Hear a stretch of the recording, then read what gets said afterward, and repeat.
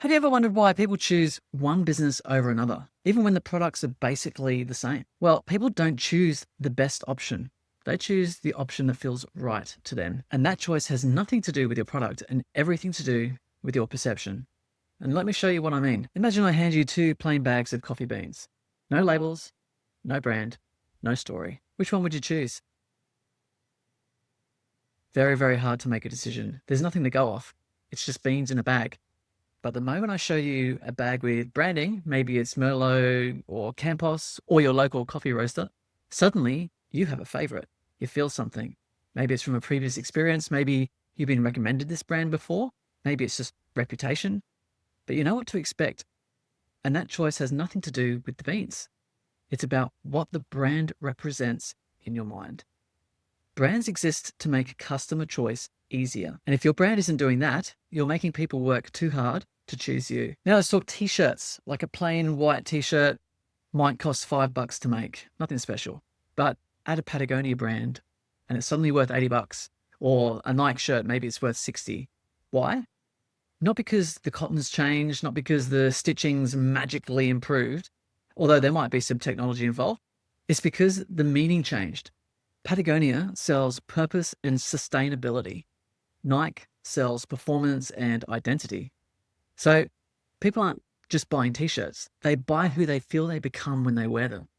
It's never about the product. It's always about the perception.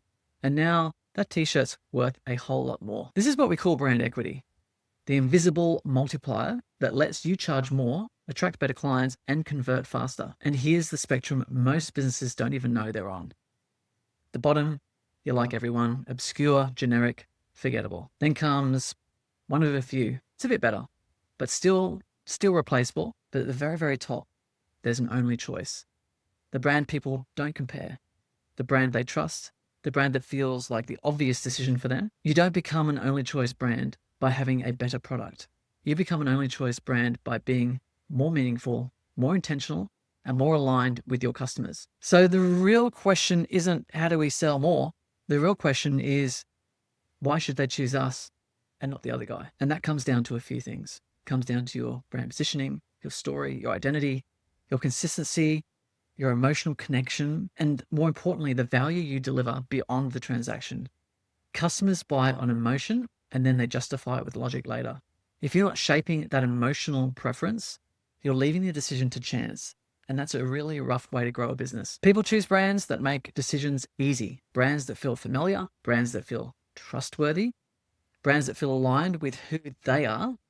So if you want to move from a one of many to an only choice brand in your market, this is the work you need to do. It's not your product holding you back. It's how people feel about your brand or your business.